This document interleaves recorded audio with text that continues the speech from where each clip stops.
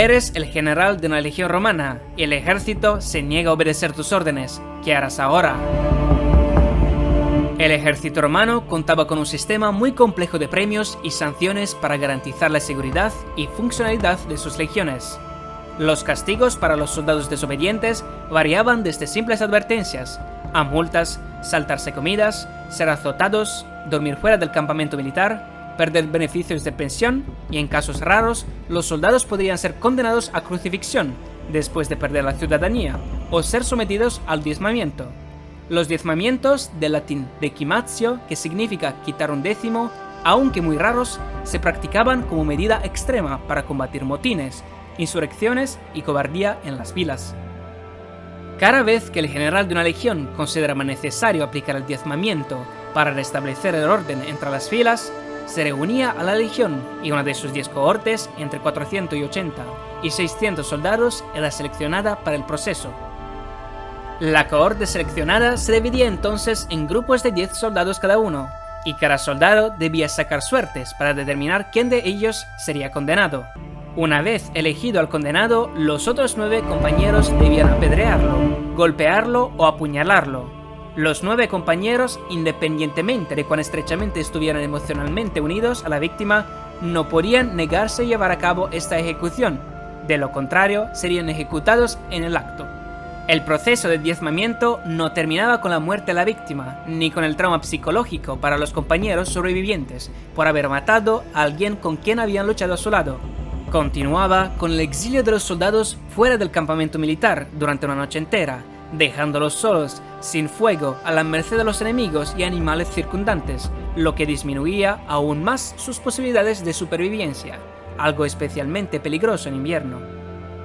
Los soldados sobrevivientes eran luego readmitidos en el ejército, pero con un cambio en sus raciones militares.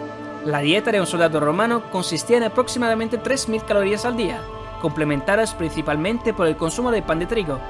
Los soldados sobrevivientes no recibían pan de trigo como alimento, sino pan de cebada, menos sabroso y menos nutritivo, durante varios días o semanas. Esto causaba una prolongada sensación de debilidad y disminución de la capacidad mental, una práctica odiosa, especialmente considerando que los soldados debían caminar 30 kilómetros al día, cargando equipamiento pesado de entre 30 y 40 kilogramos.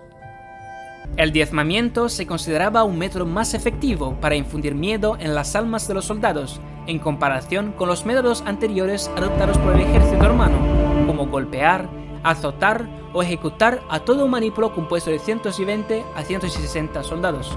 El diezmamiento era un evento raro durante la antigua Roma. El primer caso documentado data del 471 a.C., durante las primeras guerras de la República Romana contra los volscos, que fueron registradas por Tito Livio. Otro caso famoso es cuando Marco Licinio Craso, en el 71 a.C., durante la Tercera Guerra Servil contra Espartaco, diezmó entre 1.000 y 10.000 de sus soldados, hasta el punto que sus soldados estaban más asustados de Marco que de Espartaco y su ejército de 120.000 esclavos. Incluso César Augusto adoptó la práctica, y poco antes de que el Imperio Romano de Occidente colapsara, el emperador Macrino introdujo una versión menos severa, conocida como centesimatio, en la que se mataba a un solo soldado de cada 100.